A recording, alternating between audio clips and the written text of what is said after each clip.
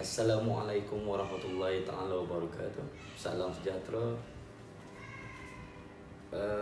pada semua pelajar. Hari ini saya ingin mengajak anda untuk membincangkan bab 1, sedikit revisi untuk bab 1 tingkatan 4, di mana tajuk yang pertama dalam tingkatan 4 yang kita belajar pasal tamadun-tamadun awal di dunia. Dan saya pasti semua orang masih ingat tentang tamadun awal ni, terutamanya pada pelajar-pelajar tingkatan 5 tahun 2020 ni yang kita dijangka akan ambil peperiksaan SPM kita pada awal tahun depan, insyaAllah.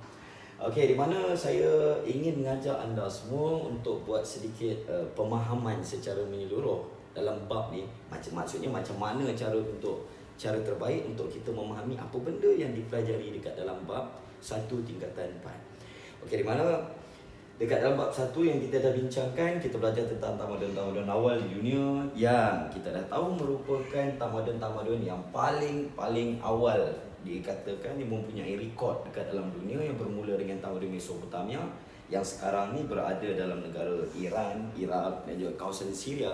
Manakala Mesir Purba kita dah tahu merangkumi kawasan Mesir moden pada zaman sekarang, Huanghe yang merujuk pada negara China, dan kemudiannya kita ada tamadun Indus yang merujuk pada India dan sebahagian daripada Pakistan sekarang ini. Okey, jadi apa yang kita pelajari dekat dalam tingkatan 4 bab 1, pada siapa yang masih ingat lah, terutama pelajar tingkatan 5. Okey, kita belajar sebenarnya empat benda yang kita pelajari merupakan hanya tentang 6 perkara ni. Maksudnya apa yang berlaku, apa ciri-ciri yang ada menunjukkan itu merupakan sebuah tamadun. Maksudnya kalau kita dalam kehidupan di rumah sebagai contoh ataupun sebuah masyarakat, jika tiada salah satu daripada 6 ciri ni, maksudnya kita tak boleh dipanggil sebagai tamadun. Jadi apa yang kita perlu faham, Mesopotamia kita belajar, macam mana cara terbaik untuk ingat. Mesopotamia kita belajar waktu tingkatan 4, pertempatan kekal. Jadi cara terbaik kamu ingat. Untuk Mesopotamia, apa pertempatan kekal?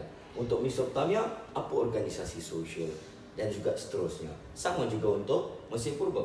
Mesir Purba, apa pertempatan kekal dan juga contoh-contoh dan apa ciri-ciri pertempatan tersebut.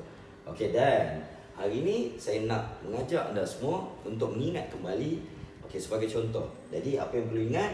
Mesopotamia, pertempatan kekal. Kita ada bandar-bandar seperti Akkad, Ur, Mari, dan yang paling glamour, Babylon. Manakala untuk Mesir Purba, bandar-bandar seperti Fayum, kita ada Abydos, kita ada Heliopolis, dan kita ada Thinis, Memphis. Manakala Huanghe, kita ada bandar-bandar yang terkenal bandar purba seperti Anyang dan juga Banpo. Dan apa yang kita tengok pula, untuk Indus kita ada Harappa dan juga Mohenjo-daro. Patah balik kepada yang kedua, organisasi sosial. Anda perlu ingat simple saja, semua organisasi sosial dekat dalam dunia terdiri daripada 2 komponen asas. Satu golongan atasan, satu lagi golongan bawahan. Yang memerintah, yang diperintah. Organisasi sosial untuk 4 tamadun merupakan organisasi yang kita perlu fahamkan, di mana dalam masyarakat moden dan juga daripada dulu sampai sekarang sama sahaja. Kalau kita tengok contohnya organisasi sosial, kita ada golongan yang memerintah dan juga golongan yang diperintah, yang turut dipanggil golongan atasan dan juga golongan bawahan. Jadi kalau kita nak fahamkan organisasi sosial, kamu cuma perlu tahu yang bahawasanya dia mesti ada 4 lapisan yang asas. Contoh, kita ada golongan yang raja, kita ada kemudiannya golongan pembesar, lepas tu mesti ada rakyat, dan juga kemudiannya mesti ada golongan hamba. Saya ulang sekali lagi, raja, pembesar, rakyat dan golongan hamba. Cuma untuk sesetengah tamadun ni, Mesir Purba, raja tidak dipanggil raja, dipanggil sebagai Fir'aun, namun tetap sama. Dan seterusnya, kita ada pula sistem pemerintahan. Sistem pemerintahan Mesopotamia, teokrasi. Kita ada Mesir Purba, mereka percaya yang bahawasanya Fir'aun merupakan anak Tuhan Matahari.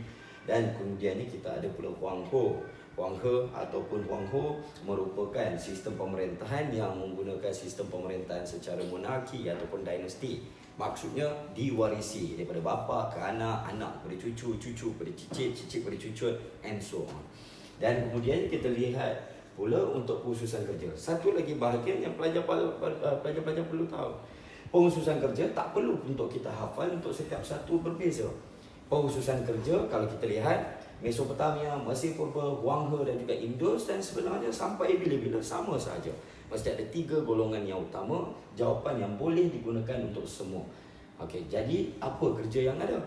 Satu, mesti wujud golongan petani. Nombor 2, mesti ada golongan pedagang. Dan juga yang ketiga, mesti ada golongan artisan. Saya ulang sekali lagi, petani, pedagang, artisan. Jadi jawapan ini boleh digunakan untuk semua dalam pengkhususan kerja. Sebagai contoh, soalan esei atau struktur tanya, okey, apakah pekerjaan yang wujud? Contohnya pada dalam tamadun Mesir Purba. Jadi anda tak perlu untuk hafal spesifik Mesir Purba. Jadi perlu diingat, mesti ada golongan petani, mesti ada golongan pedagang, mesti ada golongan artisan. Jadi pada siapa yang tak ingat, artisan merujuk kepada tukang besi, tukang kayu, tukang batu, itu dipanggil sebagai artisan. Dan seterusnya untuk bahasa dan tulisan. Okey, untuk sistem tulisan kita perlu hafal sedikit dan tak susah pun. Mesopotamia yang kita panggil sebagai sistem tulisan cuneiform.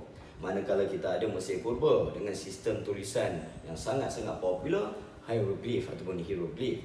Manakala Wang He dengan ideogram ataupun ideogram yang menjadi asas kepada 3 bahasa utama dekat dalam dunia yang kita tengok, bahasa Cina, bahasa Jepun dan juga bahasa Korea.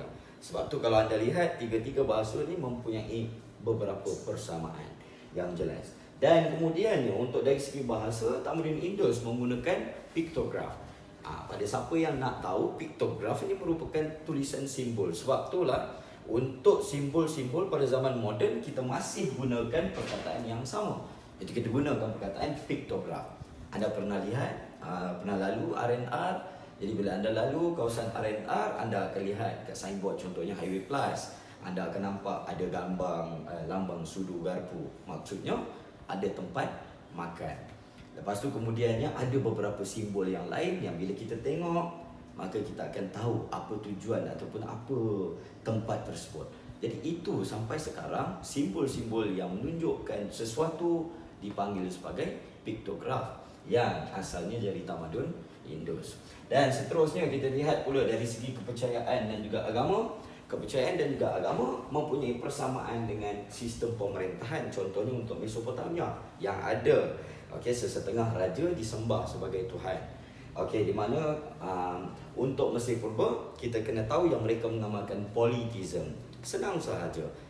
Poly maksudnya banyak. Macam kita belajar dekat dalam mathematics, polygons. Polygons maksudnya banyak bentuk. Lepas tu pada yang beragama Islam kita ada pula perkataan poligami, maksudnya lebih dari satu isteri. Jadi polytheism maksudnya mereka dalam Mesir Purba mereka percaya kepada macam-macam jenis Tuhan. Tuhan matahari, Tuhan air, Tuhan bulan, Tuhan buaya dan juga macam-macam Tuhan yang lain. Manakala untuk Wang He, mereka mempunyai kepercayaan kepada roh nenek moyang. Mereka menyembah roh nenek moyang yang masih lagi dipraktikkan oleh kawan-kawan kita, sesetengah kawan kita di Malaysia. Dan kita tengok mereka turut mempunyai kepercayaan. Kalau kita tengok ada yang percaya kepada kehidupan selepas mati. Contohnya Mesir Purba, mereka percaya kepada kehidupan selepas mati. Sebab itu yang kita lihat mereka memumiakan mayat ahli-ahli keluarga dan even mayat kucing mereka. Dan kemudiannya kita tengok pula dari segi tamadun Indus dikatakan merupakan asas kepada agama yang paling tua dalam sejarah dunia, merupakan agama Hindu. Dan mereka percaya kepada patung mereka mempunyai tinggalan seperti patung Putu Shiva yang dikatakan asas kepada Shiva, Vishnu dan juga Brahma yang berada dalam kepercayaan agama Hindu sampai ke hari ini. Jadi saya ulang sekali lagi, apa yang perlu anda tahu untuk bab 1 tingkatan 4, setiap satu tamadun ini perlu mempunyai 6 ciri ini. Dan juga untuk jawab soalan, terutama soalan ini, tak ada masalah. Katakanlah keluar soalan, huraikan tamadun, ciri-ciri tamadun Mesir Purba. Jadi saya sarankan kepada pelajar-pelajar untuk buat apa? Okey, kamu tulis Mesir Purba. Okey, apa pertempatan kekal dia? Apa organisasi sosial? Apa sistem pemerintahan mereka? Dan tak perlu dihuraikan terlalu panjang lebar. Dan pastikan jawapan pendek, ringkas, padat namun tepat. Jadi bertemu lagi dekat dalam sesi yang lain-lain. Jadi terima kasih kerana menonton. Assalamualaikum, salam sejahtera. Jika ada sebarang soalan, anda boleh tanya kepada saya kemudian. Terima kasih. Saya Syairan bin Samsudin, seronok belajar sejarah.